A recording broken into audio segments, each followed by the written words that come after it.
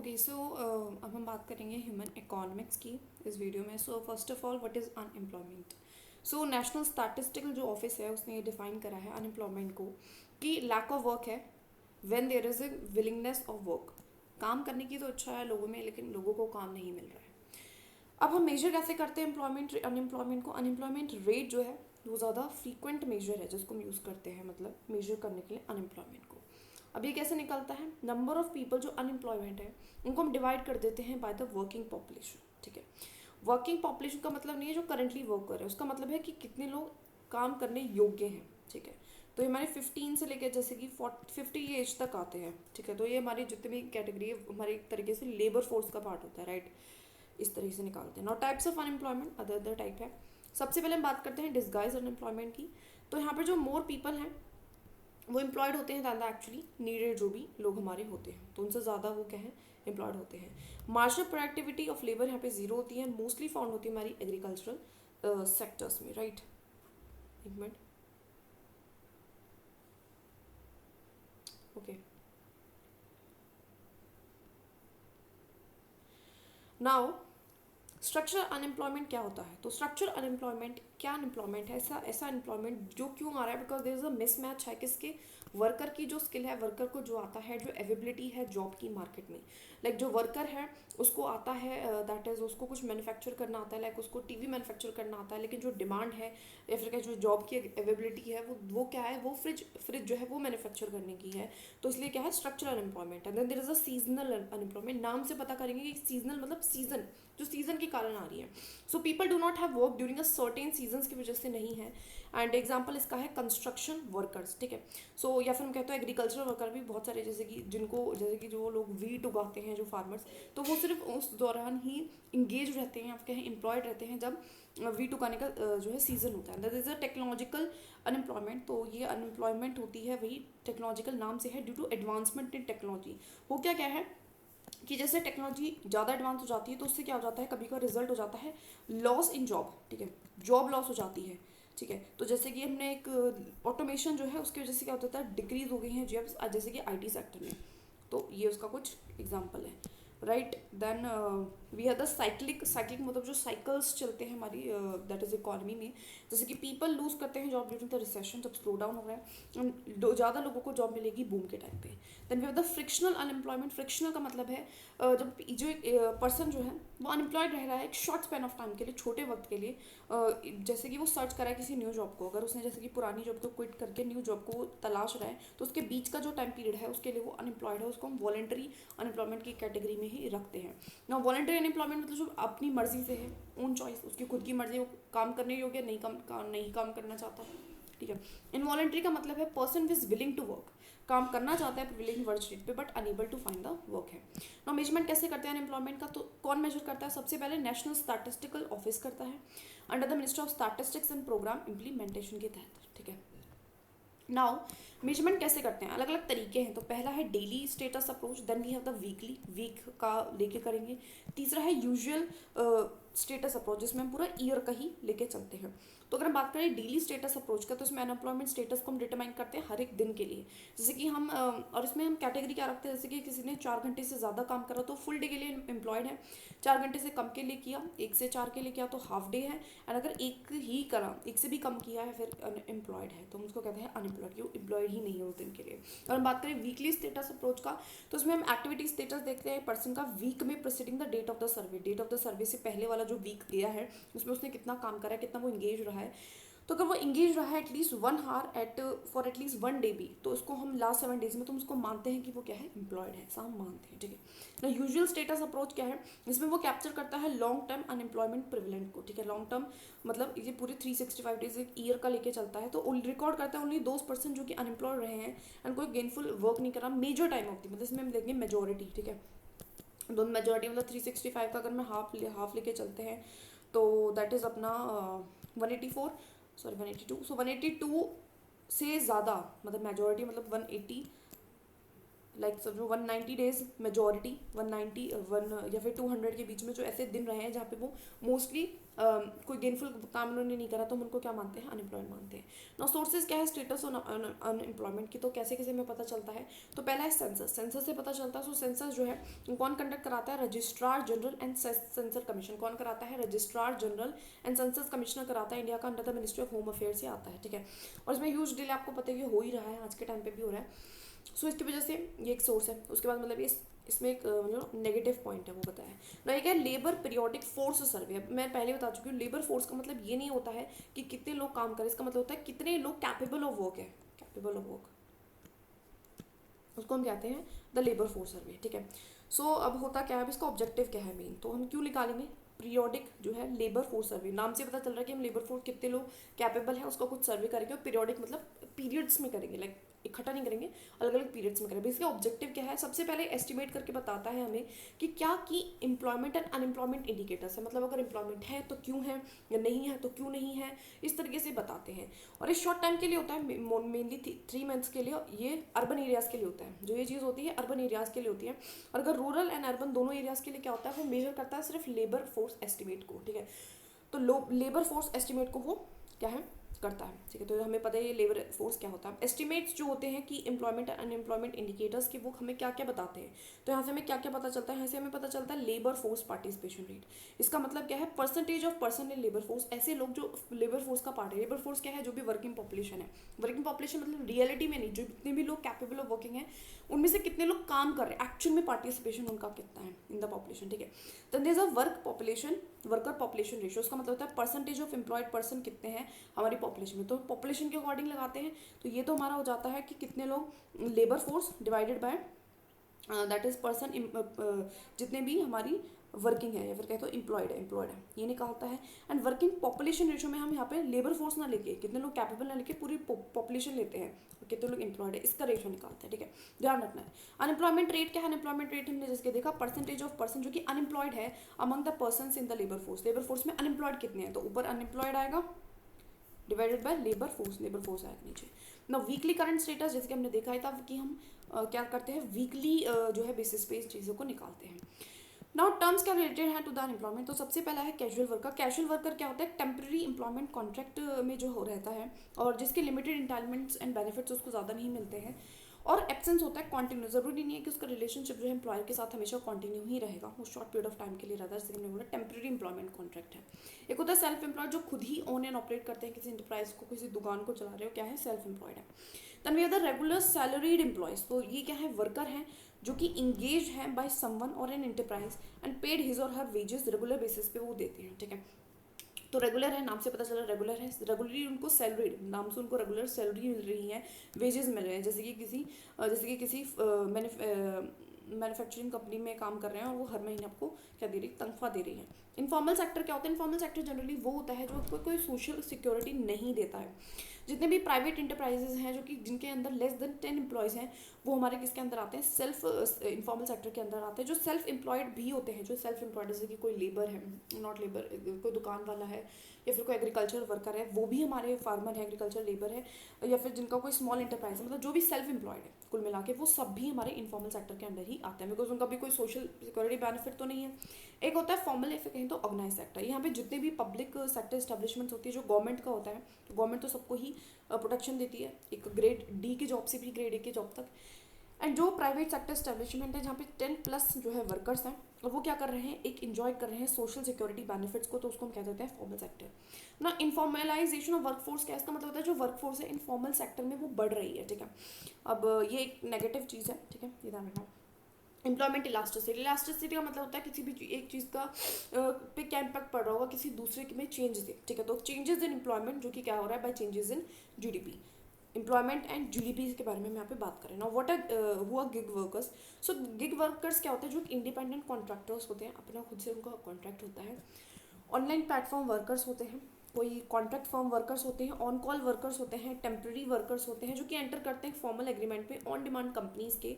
Example cab drivers, delivery boys, and classify करते हैं, हम इनको क्लासीफाई कर सकते हैं प्लेटफॉर्म एंड नॉन प्लेटफॉर्म पे। प्लेटफॉर्म मतलब जो कि एक ऑनलाइन सॉफ्टवेयर के थ्रू जो है काम ढूंढ रहे हैं, नॉन प्लेटफॉर्म मतलब जो कि किसी ऑनलाइन ऐसे प्लेटफॉर्म के थ्रू नहीं कर रहे हैं, सिंपल सी ये बात है, ठीक है। ना अगर हम बात करते हैं हमारे यहाँ पे अनएम्प्लॉयमेंट क्यों है, सो फर्स्ट ऑफ ऑल हमारे यहाँ पे पॉपुलेशन बहुत बड़ी है और इतनी जॉब क्रिएट नहीं हो रही है, तो पॉपुलेशन बढ़ती जा रही है, जॉब उतनी नहीं है, सो अनएम्प्लॉयमेंट बढ़ेगा। Then we have the social factors भी हैं, ठीक है, कि सोसाइटी पिछड़ी हुई है, बहुत से लोग खुद से भी काम नहीं करना चाहते, राइट। स्टेगनेंट एग्रीकल्चरल सेक्टर है, जो एग्रीकल्चरल सेक्टर है वो इतना अच्छा नहीं है, इतना प्रोडक्टिव नहीं है। Loss of small scale cottage industry हो चुका है because of the competition, because of the big companies, ठीक है। लो इन्वेस्टमेंट है मैन्युफैक्चरिंग सेक्टर में, ठीक है, इस वजह से भी जॉब क्रिएशन नहीं हो रही है। Lock of proper educational skills भी नहीं है, बिकॉज वही डिमांड एंड मिसमैच हो जाता है इस तरीके से। गवर्नमेंट के बहुत सारे इनिशिएटिव रहे हैं कंट्रोल करने के लिए हमारे अनएम्प्लॉयमेंट को, so we have to read it once, ठीक है। Now labour reforms in India क्या है, सो हमने कुछ लेबर रिफॉर्म्स भी करे हैं, तो वो हम देखेंगे। तो पहला है कॉन्स्टिट्यूशन और सेकंड नेशनल लेबर कमीशन, हमें एक नेशनल लेबर कमीशन बनाया, ठीक है, और अभी के लिए हमने सेकंड बनाया, तो हम उसके बारे में बात करें, ठीक है। और 2000 वैसे 2 में बना था, काफ़ी पुराना है, बट अभी तक लेटेस्ट यही रहा है। तो बेसिकली इसका मेन काम क्या था, इसने कुछ रैशनलाइजेशन की बात करें एग्जिस्टिंग लॉज की ऑर्गेनाइज सेक्टर में। उसने बोला कि जो ऑर्गेनाइज सेक्टर के जो रूल्स हैं उनको थोड़ा सा आप अच्छे तरीके से और थोड़ा सा, मतलब कहते हैं ना कि हर चीज़ को इवोल्यूशन की ज़रूरत है, तो इनको भी है, उसको भी थोड़ा चेंज लाओ और आज की ज़रूरत के अकॉर्डिंग करो। तो उन्होंने सजेस्ट करा कि minimum level of protection workers दो जो कि अनऑर्गेनाइज सेक्टर में है, ठीक है, तो बहुत प्रॉब्लम चल रही थी इस टाइम पे। ना मेजर रिकमेंडेशन उन्होंने क्या दी कि मल्टीपल लेबर लॉ आप कोडिफाई करो, ठीक है। Central government and state government की एक यूनिफॉर्म पॉलिसी होनी चाहिए लेबर की प्रोटेक्शन से रिगार्डिंग। फ्लैक्सिबिलिटी रखो हमारे जो भी आवर्स ऑफ वर्क है पर वीक में, यानी एक मिनिमम जो है प्रोटेक्शन दो managerial and other excluded employees को, ठीक है। नोट करो जो पहला था वो 1929 में हुआ, उसके बाद देखो अब 2002 में हुआ, और अब तक आई डोंट थिंक कि कोई भी जो है लेबर कमीशन नहीं हुआ है, ठीक है। नाउ लेबर कोड जो कि गवर्नमेंट ने इंट्रोड्यूस करे हैं, ठीक है, तो बहुत लाइक अभी लेटेस्ट करे हैं, तो हमें याद होना चाहिए। जैसे कोड्स ऑन वेजेस कब है, 2019 में आया है, ठीक है, पहला ये है।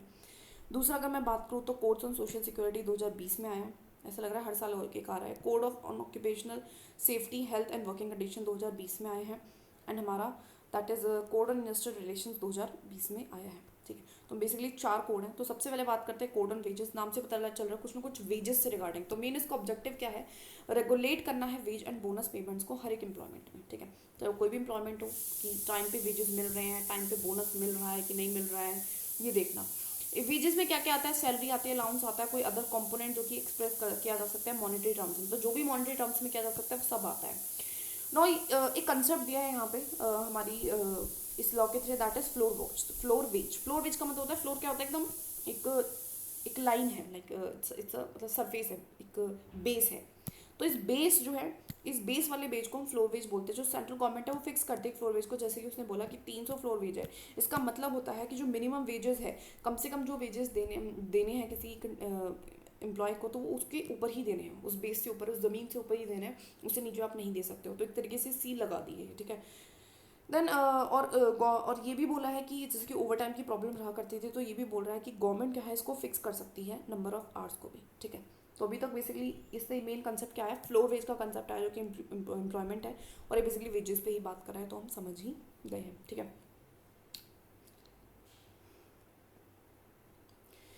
Now code on social security 2020, तो यही इसका मेन वही ऑब्जेक्टिव है कि भैया सोशल सिक्योरिटी देनी है हमारे सारे जो भी वर्कर्स हैं उन सबको।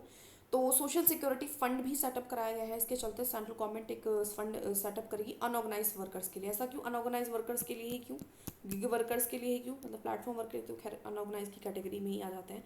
ऐसा क्यों, बिकॉज ऑर्गेनाइज की तो डेफिनेशन ही थी ना कि जिनके पास सोशल सिक्योरिटी है, जिनके पास है उनके लिए फंड नहीं करेंगे, तो डेफिनेटली ऑर्गेनाइज के लिए करेंगे।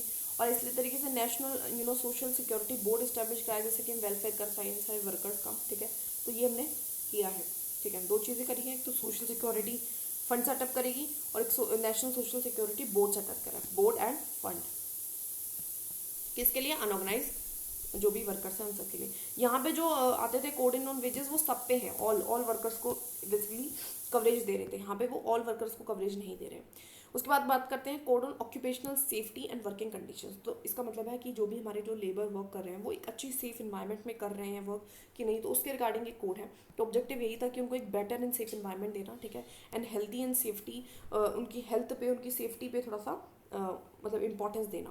अब इसके चलते हुआ क्या है, तो हमने सबसे पहले बात करी है जिन जिन भी फैक्ट्रीज़ में ये किस किस पे कवरेज क्या है इसकी, किस किस पे लागू करेगा ये कोड, जहाँ पे भी 20 से ज़्यादा वर्कर्स मैन्युफैक्चरिंग प्रोसेस में है जहाँ पे पावर का इस्तेमाल हो रहा है, एंड 40 वर्कर्स मैन्युफैक्चरिंग प्रोसेस में है जहाँ पे पावर का इस्तेमाल नहीं हो रहा, उसके लिए स्पेशली ये कोड आया है। ठीक है, तो 20 वर्कर जहाँ पे पावर है, ठीक है, और 40 वर्कर भी हैं जहाँ पे पावर नहीं भी है, और लेकिन वो मैन्युफैक्चरिंग का काम कर रहे हैं किसी भी चीज़ की मैन्युफैक्चरिंग में। जैसे कि अगर मैं बात करूँ, जैसे कि बहुत सारे मैंने एक चैप्टर पढ़ा था इंग्लिश में, हमारे इंग्लिश में था, दैट इज़ एक चूड़ियों की फैक्ट्री है।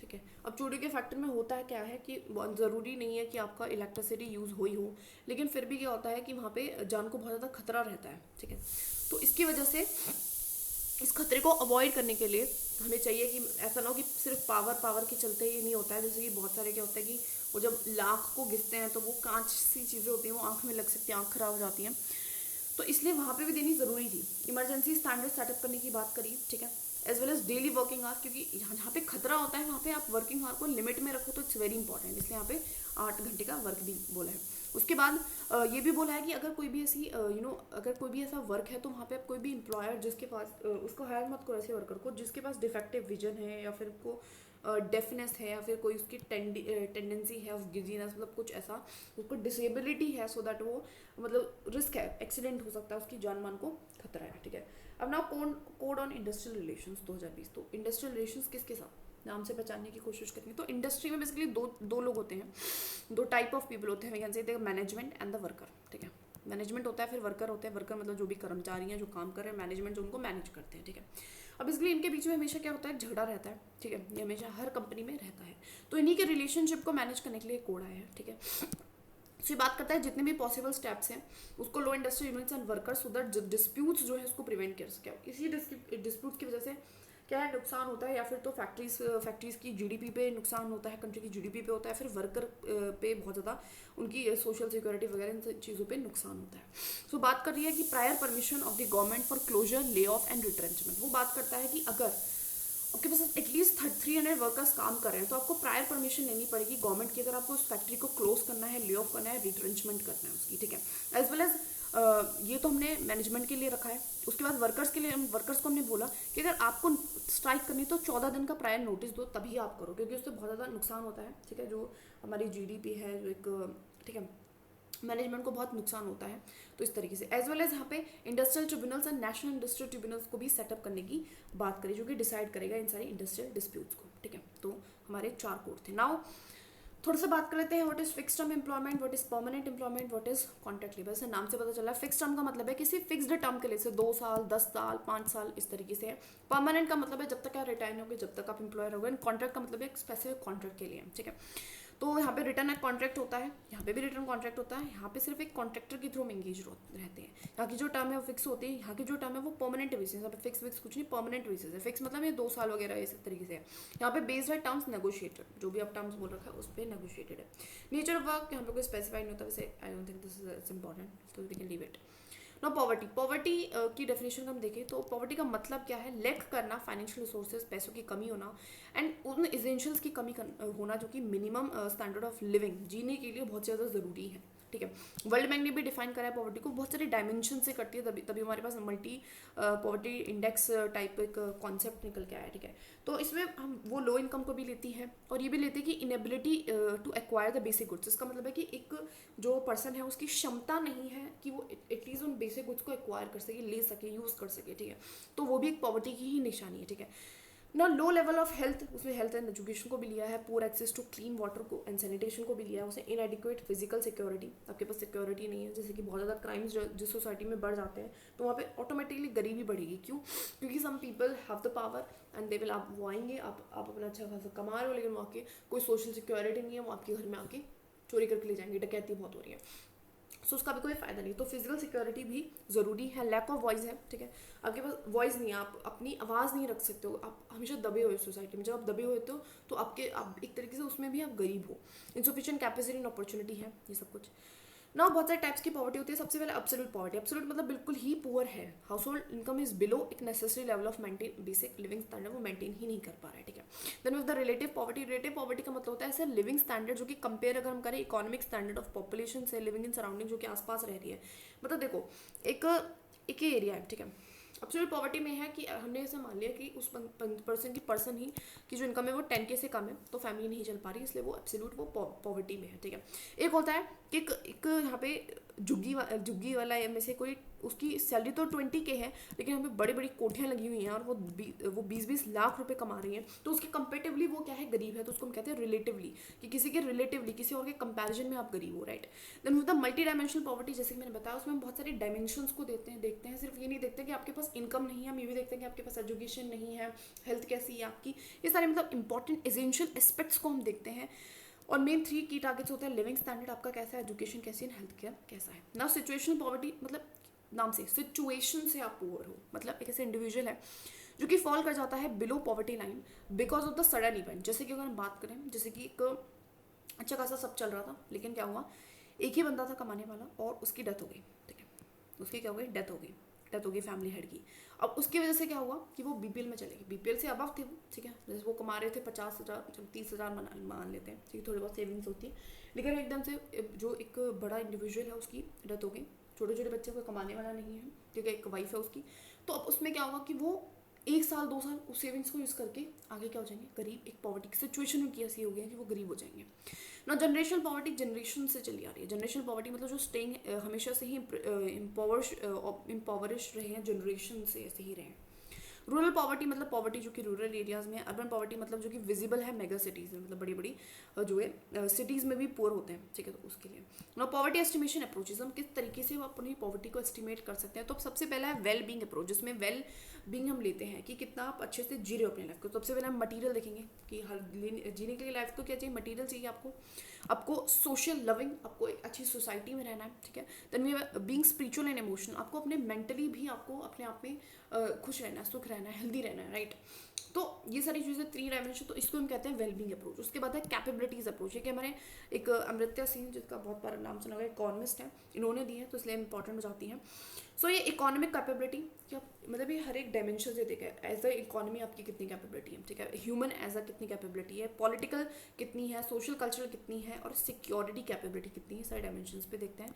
देन वी हैव द वही मल्टी डायमेंशनल पॉवर्टी इंडेक्स, जो कि कौन निकालता है, UNDP and Oxford poverty and human development initiative है, OPHI, जो कि निकालता है, ठीक है, याद रखना, ठीक है। UNDP and the Oxford poverty and human development initiative, तो एक इंटरनेशनल मेजर है of acute multi dimensional poverty को निकाल के देता है इसको। और इसके बहुत सारे डायमेंशंस हैं, बेसिकली 3 डायमेंशंस हैं, ठीक है। इसके अंदर के भी 10 इंडिकेटर्स हैं, जो कि हम लेटर पढ़ लेंगे, पर अभी ध्यान रखो एजुकेशन है, ठीक है, कितना आप स्कूलिंग गए हो, कितनी स्कूल में अटेंडेंस है, हेल्थ है। उसके बाद स्टैंडर्ड ऑफ लिविंग है कि मतलब आपको बेसिक चीज़ें, electricity, drinking water, sanitation, flooring, cooking, fuel, assets आपको मिल रहे हैं कि नहीं मिल रहे हैं, ठीक है ना। पॉवर्टी एस्टिमेशन इंडिया में कैसा होता है, अगर हम बात करें इंडिया में ना, मतलब देखो कभी किसी तरीके से हमने पॉवर्टी एस्टिमेशन करा है, कभी किसी तरीके से एस्टिमेशन करा है, बट हमारे लिए ये इंपॉर्टेंट नहीं है कि कब किया, कैसे किया। थोड़ा बहुत हमारे लिए क्या इंपॉर्टेंट है, कुछ कमिटीज़ के नाम जो कि पॉवर्टी से रिलेटेड है, और दूसरा हमारे लिए क्या इंपॉर्टेंट है कि कौन कौन से मैथड्स हमने आज तक यूज़ करे हैं, कौन सा हम करंटली मैथड्स यूज़ करें। तो कौन कौन से हमने करे हैं, हम पहले वो पढ़ेंगे, एंड देन हम इसमें ये पढ़ेंगे कि हम कौन सा प्रेजेंटली कर रहे हैं, ठीक है। So we have a working group by planning commission. तो सबसे पहले हमने 1962 से इस बारे में बात करी थी कि कैसे पॉवर्टी का हम एस्टिमेशन करना शुरू करें।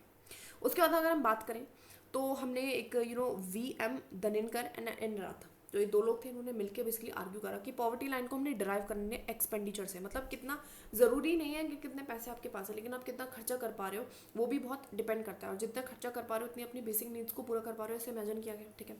उसके बाद हमने बात करी अलग कमेटी की, ठीक है, अलग कमेटी की, जिसने बात करी पॉवर्टी लाइन को आप किस पे बेस करो, मिनिमम डेली रिक्वायरमेंट, कि आपने इतनी कैलोरीज एक मिनिमम डेली रिक्वायरमेंट होती है कि इतना खाना है उतना खाना, क्या आपने उस हिसाब से चीज़ों को एस्टिमेट किया है कि नहीं किया। तो पहले हमने एक्सपेंडिचर की बात करी, फिर हमने बात करी कि आप एक दिन में इतनी कैलोरीज खानी एक पर्सन को, क्या वो ले रहा है कि नहीं ले रहा है, तो वो क्या है, पुअर नहीं है, और नहीं ले रहा मतलब वो पुअर है। उसके बाद हमारा लखड़ वाला कमेटी आती है, लखड़ वाला कमेटी आती है जो कि बात करती है कि हम एक काम करेंगे, हम पॉवर्टी लाइन को कैसे रखेंगे, हस्बैंड हाउस होल्ड की पर कैपिटा कंजप्शन एक्सपेंडिचर पर कहेंगे, मतलब वही कंजप्शन और एक्सपेंडिचर का ही इन्होंने हिसाब लगाया। तो उन्होंने कैलकुलेट करा सीपीआई इंडस्ट्रियल वर्कर का, सीपीआई हमारे एग्रीकल्चरल लेबर्स का एस्टिमेशन करने के लिए पॉवर्टी लाइन का, क्योंकि बेसिकली जो वर्कर्स हैं जो एग्रीकल्चर लेबर हैं उनमें ही पॉवर्टी ज़्यादा देखने को मिलती है, तो उन्होंने सीपीआई इन्हीं का यूज़ करा। तो ये क्या करेंगे, ये सीपीआई यूज़ करेंगे। अब सीपीआई को तो पता ही है कि हम क्या करते हैं, जो भी इंडिविजुअल जो सामान खरीद रहा होता है, किस रेट पे खरीद रहा होता है और कितना खरीद रहा होता है, ये सारी चीज़ें हमें पता चलती हैं। तो हम इनका ये लेंगे और उसके बेसिस पे करेंगे, ठीक है। तो हमने क्या करा, सीपीआई लिया किसका, हमारे वर्कर्स का एंड एग्रीकल्चर लेबर्स का, ठीक है। नाउ तेंदुलकर कमेटी आती है, उसके बाद वो बोलती है, वो कुछ रिकमेंडेशंस देती है। देखो ये सारे रिकमेंडेशंस लिए, ठीक है। यहाँ पे डेफिनेशंस दे रही थी, अभी रिकमेंडेशंस ली है। तो क्या रिकमेंडेशन दी उन्होंने बोला यूनिफॉर्म पॉवर्टी लाइन बास्केट लाओ, ठीक है। रूरल अर्बन क्या अलग अलग करते हुए चल रहा है, ऐसा कुछ नहीं। अगर रूरल अर्बन ऐसा कुछ अलग अलग मत करके चलो, सेम ही करके चलो, यूनिफॉर्म लाओ, ठीक है। एंड जो भी हमारे चेंजेस हो रहे हैं प्राइस के एडजस्टमेंट, वो भी आप करके चलो, ठीक है। इस तरीके से उन्होंने बात करी और उन्होंने बोला कि आप मिक्स्ड रेफरेंस पीरियड एमआरआई का यूज़ करो, ठीक है। एमआरआई का एमआरपी का यूज़ करो, एमआरपी का यूज़ करो, ठीक है,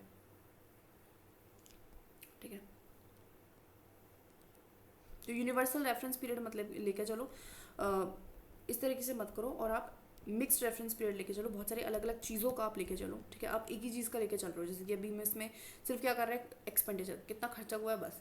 इसमें हमने लेके चला कितना कैलोरीज पे खर्चा हुआ, इसमें हमने लेके चला है कि सिर्फ एक खर्चा वही, मतलब वो वाली बात है। तो ये वाली चीज़ मत करके चलो, ये बोला। मेन इंपॉर्टेंट क्या है, मेन इंपॉर्टेंट ये नहीं है, मेन इंपॉर्टेंट ये है कमिटीज़ के नाम। मेन इंपॉर्टेंट क्या है कि हमने कौन कौन सी अब तक रिकमेंडेशन आ चुकी हैं। जैसे कि ऐसा कोई स्टेटमेंट आ जाए कि ये रिकमेंडेशन आई ही नहीं है, तो ऐसा नहीं है कि एक्सपेंडिचर से भी आ चुकी हैं, कैलोरीज से भी आ चुकी हैं, सीपीआई से भी आ सकती हैं, पॉवर्टी लाइन से भी बहुत सारी चीज़ों से आ चुकी हैं। Then with the C Rangarajan committee थोड़ी सी 2012 में ही है। तो उसने बेसिकली क्या बात करी, इसने बात की कि आप तो इस चीज़ पे ही पीछे लगे हुए कि कितना खाए, लेकिन आपने ये भी देखो कि न्यूट्रिशन मिल रहा है, नरिशमेंट मिल रही है, कपड़े मिल रहे हैं, हाउस रेंट दे पा रहे हैं, कन्वीनियंस है, एजुकेशन है उनके पास। तो ये सारी चीज़ें भी आप देखो, ऐसे उन्होंने बोला एवरेज कैलोरीज लगाओ, लेकिन कैलोरीज के साथ आप प्रोटीन्स एंड फैट की रिक्वायरमेंट्स भी देखो, ठीक है। तो मतलब ये थोड़ा और डिटेल में चले गए कि आप थोड़ा घुस जाओ इस चीज़ में, इस तरीके से, ठीक है, ये बोला, ठीक है। हमारे सी रंग पॉवर्टी, मतलब इन पहले बात एक्सपेंडिचर पे आई, खाने पे भी आ गई, खाने में कैलोरीज पे आ गई। अब उस खाने को और डिफाइन कर दे कि फैट एंड प्रोटीन भी मिल रहा है कि नहीं मिल रहा है।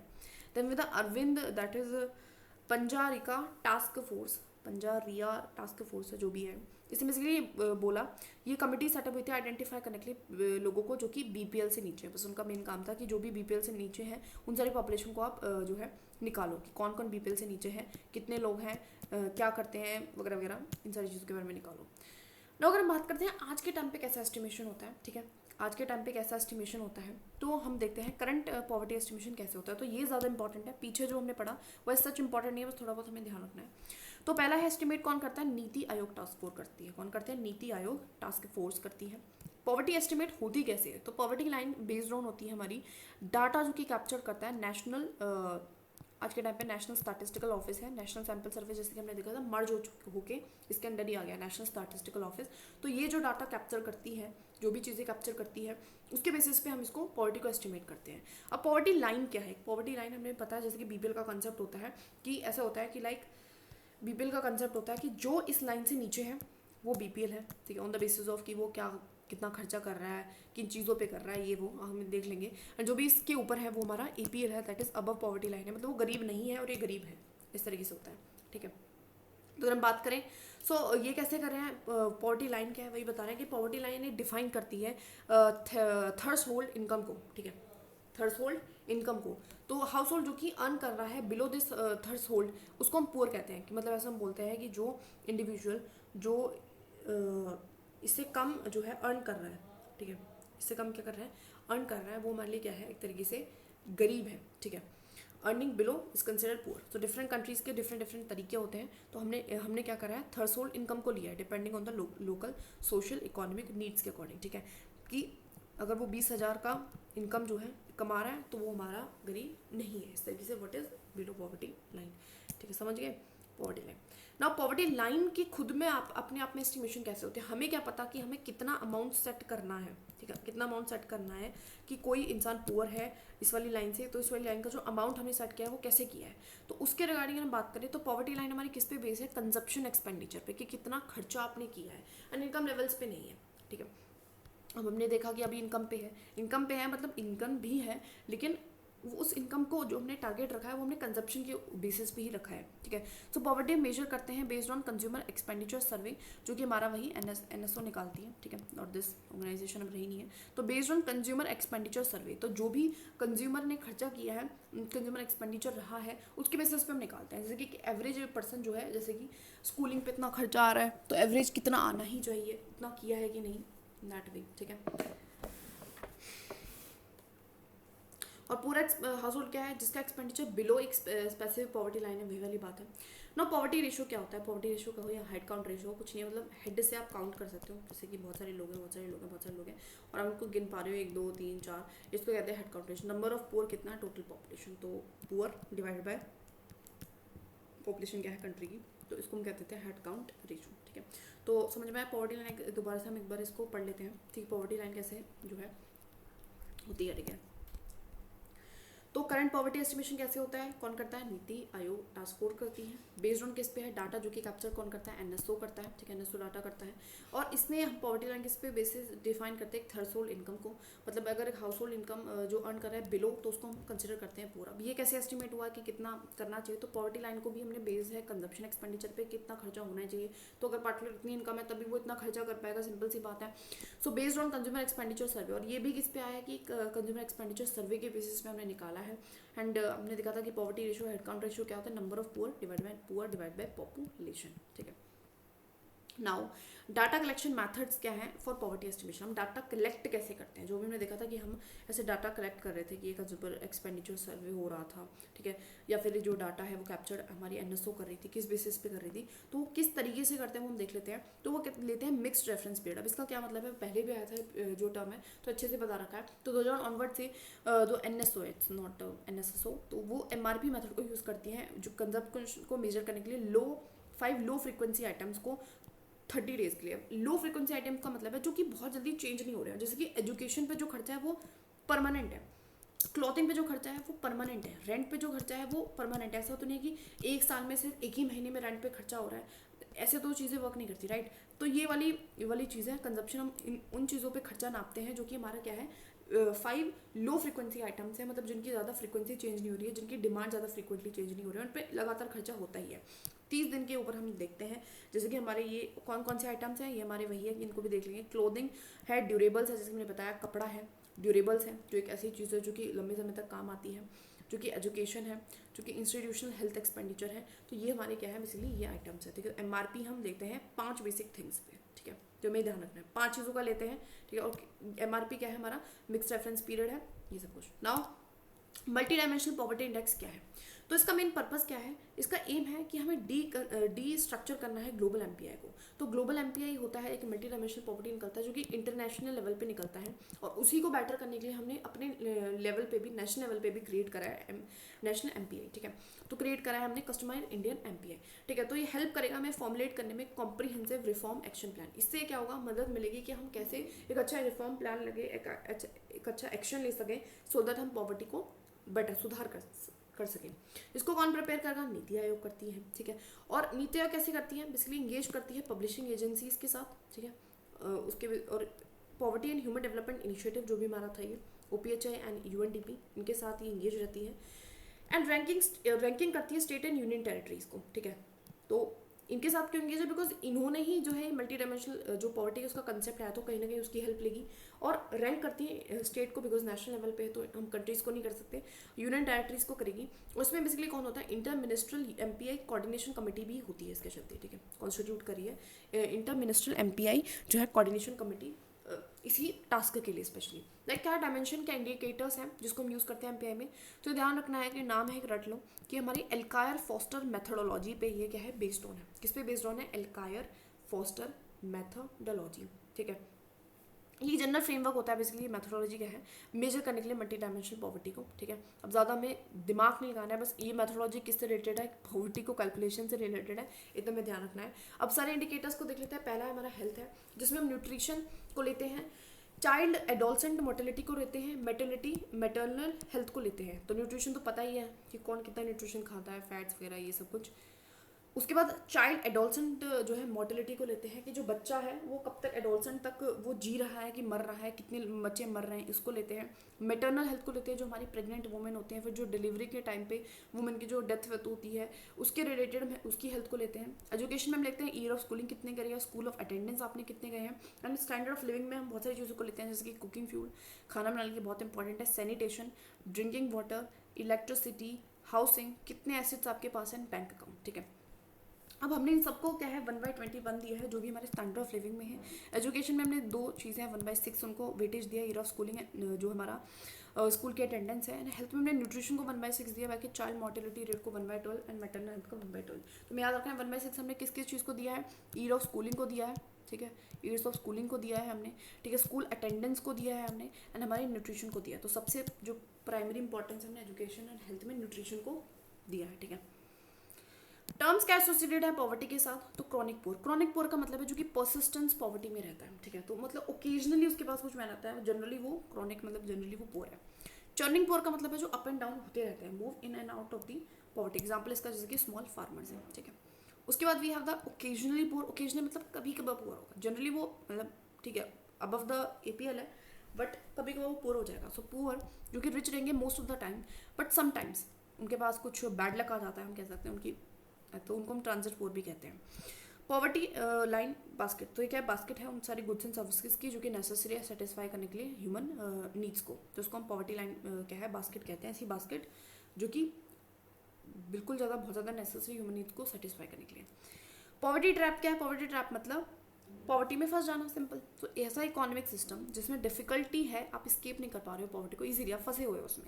सो ये क्रिएट होते हैं due to mix of factors की वजह से, जैसे कि एजुकेशन, हेल्थ केयर, वर्किंग। तो इसका एक बहुत अच्छा एग्जाम्पल मैं बताऊँ तो जैसे कि एक लेबर है, ठीक है, लेबर कपल है, ठीक है, लेबर कपल है, ठीक है, हस्बैंड वाइफ है। तो वो बेसिकली खुद लेबरगिरी करते हैं, उसके बाद जो उनके बच्चे होते हैं उनसे भी वो बेसिकली क्या कहते हैं कि उनको भी वर्क पे लगा देते हैं, ना कि उनको एजुकेशन नहीं दिलाते हैं। और ये चीज़ फिर जनरेशन टू जनरेशन चलती आती है, और इस वजह से वो कभी भी अबव द पॉवर्टी लाइन नहीं जा पाते हैं, बिकॉज वो स्ट्रैप में फंस चुके हैं, ठीक है। एक एग्जाम्पल था, बहुत ज़्यादा रेलेवेंट नहीं है, बट हम समझ सकते हैं इस तरह के। इनक्वालिटी एंड हंगर, तो बेसिकली इनक्वालिटी क्या होता है, इनक्वालिटी मतलब ऐसा स्टेट है ऑफ नॉट बीइंग इक्वल, आप इक्वल नहीं हो, स्पेशली स्टेटस में, राइट्स में, अपॉर्चुनिटीज़ में, राइट। अब अगर हम बात करें क्लासिफिकेशन का, तो 2 टाइप के होते हैं, इकोनॉमिक हो सकती है, सोशल हो सकते हैं। इकोनॉमिक मतलब इकोनॉमी की वजह से अनइक्वल डिस्ट्रीब्यूशन है इनकम एंड अपॉर्चुनिटीज़ का। सोशल वे मतलब आपको जो सोशलिटी के मतलब सोशल बेस पे आपकी रिलीजन क्या है, किनशिप क्या है, प्रेस्टीज, रेस, कास्ट, एथेंसिटी, इसके बीच में आपको डिफरेंसेस या फिर कहते हो इनइक्वलिटी का सामना करना पड़ता है, ठीक है। मेथड्स क्या है मेजर करने के लिए इनकम इनइक्वलिटी को, तो सबसे पहला हमारा लॉरेंस कर्व है, ठीक है। लॉरेंस कर्व क्या होता है, ग्राफिकल रिप्रेजेंटेशन है किस चीज़ का, डिस्ट्रीब्यूशन दिखाता है इनकम एंड वेल्थ का एक पॉपुलेशन के अंदर, मतलब किस अच्छी तरीके से जो डिस्ट्रीब्यूशन है जिससे से इनकम बढ़ रही है, क्या हमारा जो डिस्ट्रीब्यूशन है वो कैसा रहा है, ठीक है। ग्राफिकल रिप्रेजेंटेशन है distribution of income and wealth का विद इन अ पॉपुलेशन। तो यूज होता है कैलकुलेट करने के लिए गिनी कोफिशिएंट को, इससे गिनी कोफिशिएंट हम लाते हैं, ठीक है। तो गिनी कोफिशिएंट क्या है, गिनी कोफिशिएंट एक gap between the line of equality and Lawrence curve. तो बेसिकली देखो लॉरेंस कर्व क्या बताएगा, लॉरेंस कर्व देखो ग्राफिकल रिप्रेजेंटेशन समझो, ये हमारा लॉरेंस कर्व है, ठीक है। लॉरेंस कर्व हमें किसके बारे में बताता है, हमें बताता है इनइक्वलिटी के बारे में। किसके बारे में बताता है, इनइक्वलिटी के बारे में, कि इनइक्वलिटी कितनी है, ठीक है। और इक्वलिटी का कर्व समझो ये है, इक्वलिटी का कर्व ये है, ठीक है। इक्वलिटी का कर्व हमारा ये है कि अगर इक्वलिटी जब हम इस लेवल पे पहुंचेंगे तो हमारी इक्वलिटी होगी, ये हमारी इनइक्वलिटी है, ठीक है। तो इक्वलिटी इनइक्वलिटी का कर्व है, ठीक है। मैंने ऐसे बता दिया डायग्राम, ज़्यादा इस पर ध्यान नहीं देना है, जस्ट समझने के लिए, ठीक है। नाउ ये गैप है between the line of equality and Lawrence curve, इसका मतलब है इनके बीच का गैप है, इनके बीच का जो गैप है ना, इसको हम कह रहे हैं गिनी कोफिशिएंट। अब बेसिकली ये गैप हमें क्या बताता है कि किस लेवल पे कितनी क्या है इनइक्वलिटी है, ये तो बताएगा वो, ठीक है, किस लेवल पे कितनी क्या है इनइक्वलिटी है, ठीक है। तो अब जैसे अगर इसका क्या होता है, ये हमारे कोफिशिएंट की जो वैल्यू आती है, ठीक है, ये हमारी आती है 0 से 1 के बीच में, और अगर वो जितना 0 के पास होते हैं उसका मतलब है कि लेस इनइक्वलिटी है, एंड जितना मोर होती है उतनी ज़्यादा इनइक्वलिटी है। इट्स लाइक कि जैसे कि यहाँ पे वो है यहाँ पे वो जीरो के ज़्यादा पास है। क्यों? क्योंकि यहाँ पे आप देख सकते हो कि डिफरेंस कम आएगा, यहाँ पे एक से ज़्यादा डिफरेंस आएगा या फिर एक डिफरेंस आएगा पूरा, तो वहाँ पे उतनी बड़ी क्या है, इनइक्वालिटी है। जैसे कि इनइक्वालिटी बढ़ रही है, यहाँ यहाँ कम थी, यहाँ हमारी कम थी, और यहाँ हमारी ज़्यादा इनइक्वालिटी है। ठीक है, तो ये हमारा है। उसके बारे में बात करते हैं थेलीज इंडेक्स का। तो ऐसे हमारा ये इंडेक्स है, थेल्स इंडेक्स है। ये भी बेसिकली एब्सोल्यूट, ये भी बेसिकली ये बताता है कि मेजर है इकोनॉमिक इनइक्वालिटी का। और ये भी वही जैसे कि गिनी कोफिशिएंट काम करता है वैसे एक इंडेक्स है। ये भी 0 से 1 के बीच में ही वैल्यू बताता है। और यही, और जीरो जितना आप ज़्यादा आप जीरो के पास है, जैसे कि सेम इसमें था, उतने ज़्यादा लेस इनइक्वालिटी है। फिर कहते हो इसमें जीरो का मतलब होता है एब्सोल्यूट इक्वलिटी, मतलब बिल्कुल ही इक्वलिटी है। और जितना 1 के आप करीब है उसका मतलब है बहुत ज़्यादा इनइक्वलिटी है। ठीक है, बहुत ज़्यादा इंडिकेट करता है इनइक्वलिटी को।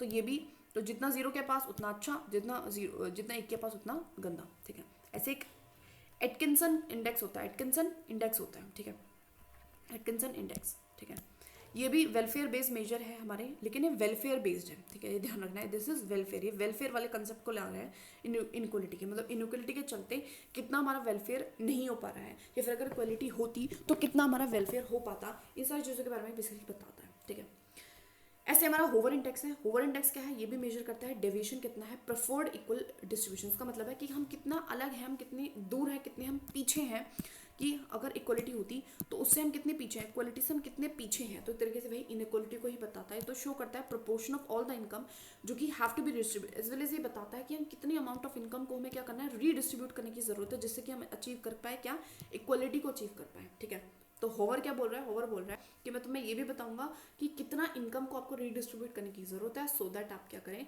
उस चीज़ को रिकवर कर पाएं, इक्वलिटी पे पहुंच पाएं। तो पहले बताएगा कि आप कितने पीछे हैं, प्लस में बताएगा कि किस तरीके से बराबर हो सके, इक्वलिटी को रीच भी कर सकें। तो ये वाला इंडेक्स सिर्फ जो रीच करने के बारे में बता रहे तो इंपॉर्टेंट है। उसके बाद कुजनेट्स कर्व है, जो कि इंडस्ट्रियलाइजिंग नेशंस एक्सपीरियंस ये बोलता है कि एक राइज उनको मिलता है, जो इंडस्ट्रियलाइजिंग जो नेशंस है उनको राइज मिलता है, सब्सिक्वेंट डिक्लाइन मिलता है इनइक्वलिटी। मतलब वो बोलना चाहता है, ये सिर्फ ये बोलना चाहता है कि जैसे जैसे आपके यहाँ पे इंडस्ट्रीज बढ़ेंगी, ठीक है, वैसे वैसे आपकी जो पॉवर्टी है वो कम होगी, ये बोलना चाहता है। ठीक है, मतलब हाई इज गुड, तो जितना ये हाई होगा उतना गुड है, लो इज जो है बैड है।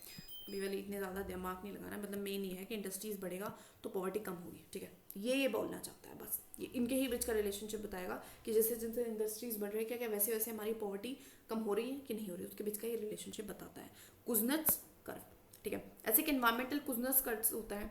अब ये क्या है, समझ लो कि इन्वायरमेंट के पर्सपेक्टिव को भी साथ में लेके चल रहा है। ठीक है, तो इसमें इनइक्वलिटी में आप इन्वायरमेंट को भी लेके चल रहे हो। ठीक है, तो इन्वायरमेंट की डिग्रेडेशन से उस चीज़ पे एक प्रभाव आ रहा है। Then there is the Palmer ratio, ये भी मेजर करता है इनइक्वलिटी को, यानी बताता है एक्सट्रीम्स क्या है डिस्ट्रीब्यूशन के। ठीक है, तो ये बिल्कुल ये बताता है कि जो एक गरीब है सबसे गरीब को लेगा और सबसे अमीर को लेगा, कि एक सोसाइटी में सबसे गरीब कौन है और एक सबसे अमीर कौन है, और उसके बीच का एक तरीके से इनइक्वलिटी ही कोई तो दर्शा रहा है कि एक तो इतना गरीब है, अमीर है जैसे कि अंबानी है, उसके बाद इतना पैसा है, और एक कोई गरीब है जो इतना गरीब है कि उसके पास बिल्कुल भी पैसा नहीं है। तो इनके बीच का एक डिफरेंस बता रहा है, तो एक्सट्रीम्स बताता है ये डिस्ट्रीब्यूशन के। ठीक है, तो ये सारे हमारे क्या थे, मेजर्स थे, मेथड्स थे मेजर करने के लिए। तो उनके नाम हमें पता होना चाहिए, बिल्कुल कम से कम नाम रट लो। ठीक है, नाम तो रटने ही रटने, और वो क्या चीज़ बता रहे हैं और एक वो चीज़ रट लो। ठीक है, दो चीज़ें रटनी है, नाम रटना है और वो क्या बता रहे हैं वो रटना। ठीक है, उसके बाद हम बात करते हैं हंगर की। तो hunger, person can not eat the sufficient food, वो नहीं खा पा रहा है, मतलब ले पा रहा है, उसकी जो बेसिक न्यूट्रिशन नीड्स है वो पूरी नहीं हो पा रही है। तो अलग अलग तरीके से होता है, जैसे कि अंडर नरिशमेंट हो सकता है, माल न्यूट्रिशन हो सकता है, वेस्टिंग हो सकता है। हम एक एक को देखेंगे।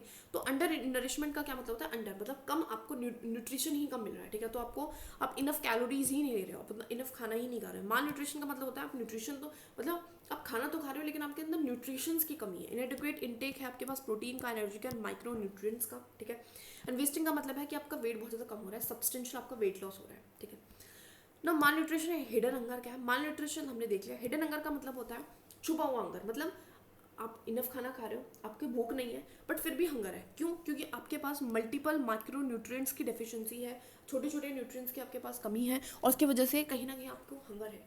और आप बेशक एक खाना खा रहे हो लेकिन उसमें पुअर न्यूट्रिएंट डाइट आप ले रहे हो। ठीक है, अब कॉजेज क्या है माल न्यूट्रिशन के, तो सबसे पहला है कैलोरिफिक डिफिशिएंसी, लोग उतना खाते ही नहीं है। प्रोटीन हंगर है, लोग ज़्यादा प्रोटीन पे ध्यान नहीं देते। Micro nutrient deficiency, hidden hunger है। अनआइडेंटिफाइड हंगर है, लैक ऑफ इम्यूनाइजेशन है, ठीक है, इम्यूनाइजेशन अच्छी नहीं है। लैक ऑफ ऑडिट है न्यूट्रिशन प्रोग्राम्स के लिए, ऑडिट भी बहुत ज़्यादा अच्छा नहीं होता है। इनिशिएटिव्स को जस्ट रीड लगा लेना, ये भी ग्लोबल इनिशिएटिव जो है अगेन जो भी पॉवर्टी एंड हंगर के हैं इसमें भी थोड़ा बहुत देख लेंगे कि होता है नाम ही, ठीक है। जैसे कि जीरो हंगर कौन निकालता है, वर्ल्ड फूड प्रोग्राम, तो ये इंपॉर्टेंट है, ठीक है। उसके बाद फर्स्ट हंगर होता है ऐसे ही, जीरो हंगर चैलेंज है जो कि हमारे FAO के थ्रू है, ये इंपॉर्टेंट है। जैसे कि फीड द फ्यूचर एक प्रोग्राम है, hunger by world food program zero, इस तरीके से है। तो ये भी वर्ल्ड फूड प्रोग्राम ने निकाला है, तो वर्ल्ड फूड प्रोग्राम में जीरो हंगर एंड हंगर, ठीक है। सब्सटेंशियल डेवलपमेंट गोल्स में भी जो है पॉवर्टी एंड हंगर के बारे में बात की गई है। ना population, demography and human capital, तो बेसिकली डेमोग्राफी क्या होता है, पॉपुलेशन तो आपको पता है जितने भी लोग एक पर्टिकुलर एरिया में रहते हैं वो पॉपुलेशन है। डेमोग्राफी का मतलब उस पॉपुलेशन के बारे में थोड़ा सा डिटेल में हम स्टडी करते हैं, स्टैटिस्टिकल स्टडी करना ह्यूमन पॉपुलेशन की, जिसमें हम मल्टी डायमेंशन से उसकी स्टडी करते हैं, ठीक है। अब कंपोनेंट्स क्या है जो इफेक्ट करते हैं हमारी पॉपुलेशन डेमोग्राफी को, तो सबसे पहले हम बात करते हैं फर्टिलिटी की। फर्टिलिटी का मतलब है एक नंबर ऑफ चिल्ड्रन बॉर्न कितने हो रहे हैं, तो उसको हम कहते हैं फर्टिलिटी रेट। ऐसे होता है फ्यूसिडिटी नंबर, इसका मतलब potential number of children that could be born to women of child bearing age, कि कितने बच्चे पैदा हो सकते थे, पोटेंशियल कितना है पैदा करने का, फर्टिलिटी मतलब एक्चुअल में कितने हो रहे हैं ना। मोर्टिलिटी का मतलब क्या होता है, नंबर ऑफ पीपल जो डाई मर रहे हैं, ठीक है। तो क्रूड डेथ रेट कितना है, नंबर ऑफ डेथ जो कि पर 1000 पीपल हो रही हैं पर ईयर में, ठीक है। माइग्रेशन का क्या मतलब होता है, movement of people in and out of an area, ठीक है। एक एरिया में से जो लोग आते हैं या जाते हैं, आने वाले को हम कहते हैं इमिग्रेशन है, जाने वाले को हम कहते हैं एमिग्रेशन। देखो आ रहा है, इन कर रहा है इन द कंट्री आ रहा है, तो उसको हम इन आई से याद रखो, इसलिए इमिग्रेशन कहेंगे into an area, and emigration मतलब जो अनदर प्लेस पे जा रहा है। नाउ बर्थ रेट क्या होता है, बर्थ रेट आपको पता है total number of live birth कितने हो रहे हैं पर्टिकुलर एरिया में एक स्पेसिफाइड पीरियड, जो कि इसको हम डिवाइड कर देते हैं total population of that area in 1000 से, ठीक है। उसके बाद हम बात करते हैं हमारा बर्थ रेट जो है इंडिया का वो गिर रहा है, ठीक है, तो हमें पता चल ही रहा है। डेथ रेट की अगर मैं बात करूँ, नंबर ऑफ डेथ जो है गिवन एरिया में ड्यूरिंग एक 1000 पॉपुलेशन के, तो इंडिया का डेथ रेट भी डिक्लाइन हो रहा है।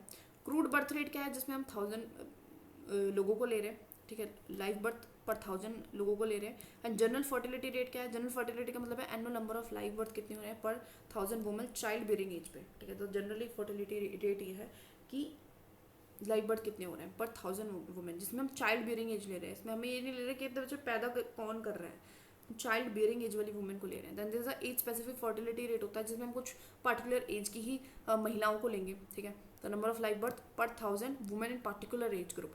ऐसे टोटल फर्टिलिटी रेट क्या होता है, total number of live birth कितने हो रहे हैं, डाटा हाइपोथेटिकल वुमेन, अगर वो लिव करती, मतलब एक वुमेन है, ठीक है, अगर वो लिव करती तो कितने वो एवरेज नंबर ऑफ बेबीज को जन्म दे सकते हैं, ऑल कैन गिव, मतलब ऑल, और इसमें सब आ रहे हैं, चाहे कोई औरत पैदा हुई थी, पैदा होने से वो चाहे जिंदी है, मर गई है, बीच में मर गई है, पैदा नहीं कर रही है, जो भी, हम सबको लेते हैं, ठीक है।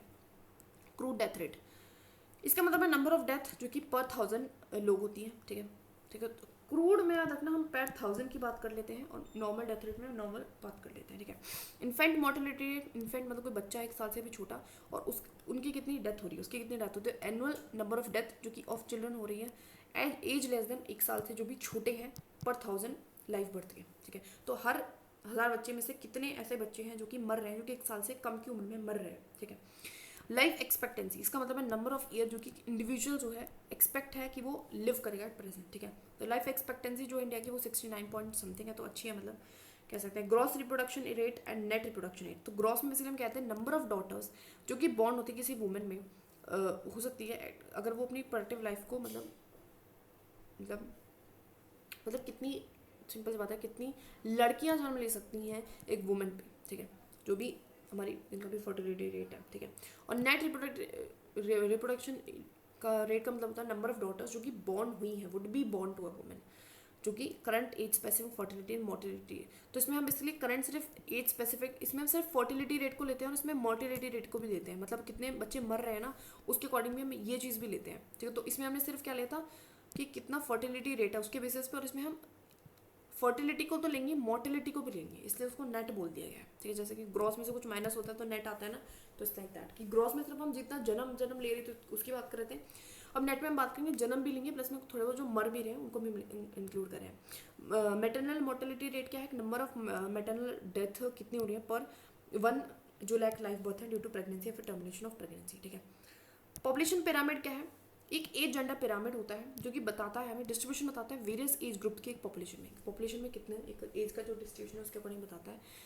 सेक्स रेशियो क्या है? नंबर ऑफ फीमेल पर 1000 मेल्स के, ठीक है। चाइल्ड मर्टिलिटी रेट क्या है? बच्चा नंबर ऑफ चिल्ड्रन की डेथ कितनी होती है जो कि 5 साल से छोटे हैं पर 1000 लाइफ बर्थ पे, ठीक है। डिपेंडेंसी रेशियो क्या है? पोर्शन ऑफ पॉपुलेशन जो कि कंपोज है डिपेंडेंट्स की विद मतलब जैसे कि डिपेंडेंसी का मतलब है जो खुद से कमा नहीं सकते हैं, तो खुद से कमाने में तो ओल्ड एज होते हैं, प्लस में जो बच्चे होते हैं 15 से जो छोटे होते हैं वो डिवाइडेड बाय जितना वर्किंग एज ग्रुप है। वर्किंग एज ग्रुप में आता है जो जो काम करने के योग्य है। हम ये नहीं ले रहे कि काम कौन कर रहा है, काम करने के योग्य है, जो कि 15 साल से 50 साल के बीच में होते हैं उनको हम काम करने के योग्य मानते हैं, तो उसका रेशियो निकालना। डेमोग्राफिक विंडो क्या है? डेमोग्राफिक विंडो क्या है, ठीक है, तो ये हमारा proportion of population of working population in particular जब डोमिनेट करता है, ठीक है, डिफाइन करता है पीरियड टाइम ऑफ नेशंस की डेमोग्राफिक एवोल्यूशन, ठीक है।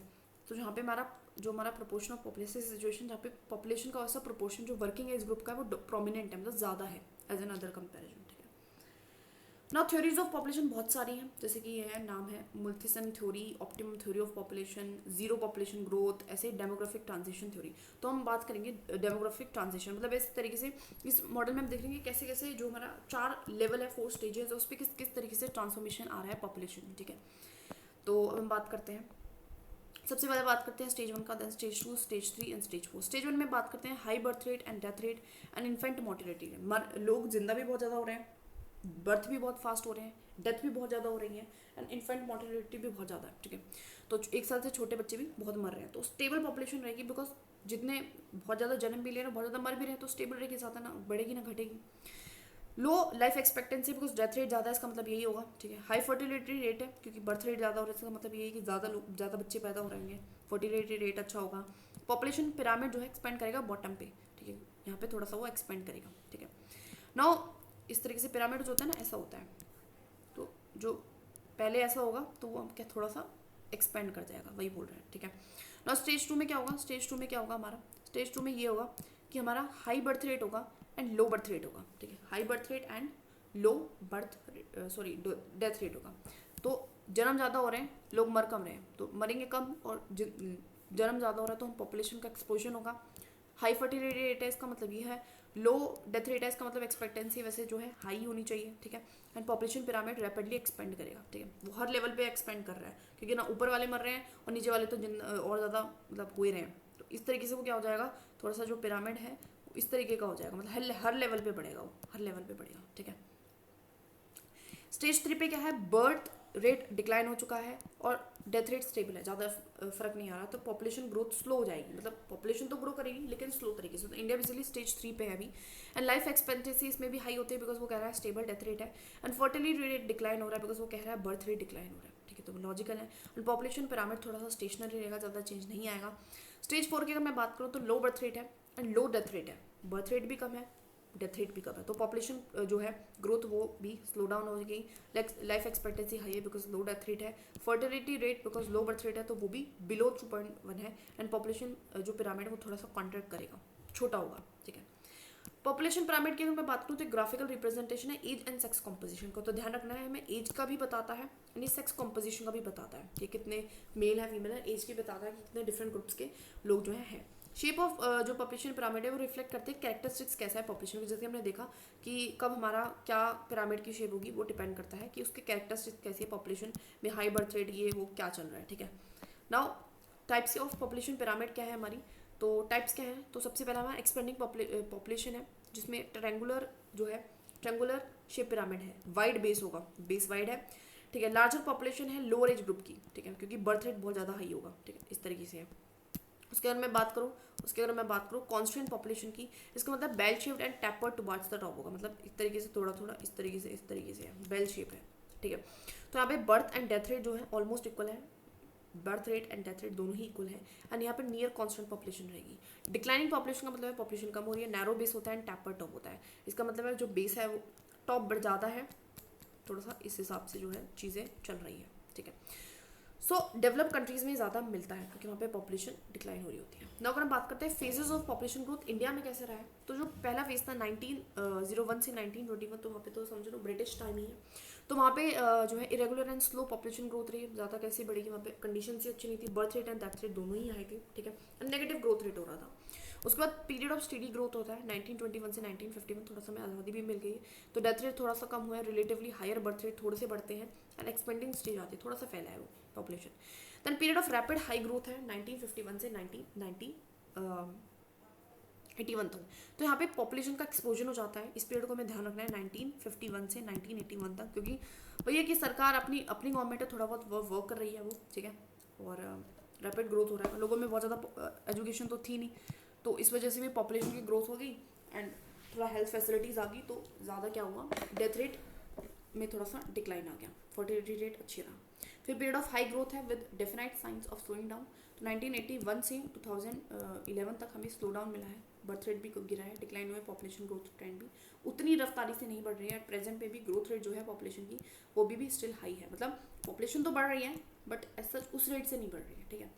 नाउ डेमोग्राफिक डिविडेंड क्या है, तो economic growth potential that can result from shift in population age structure mainly when the share of the working age population is larger than the non-working share of population।